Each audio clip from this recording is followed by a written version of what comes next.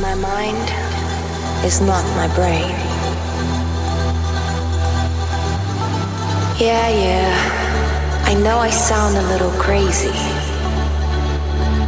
And most people think I'm insane. But if there's only one thing I do know,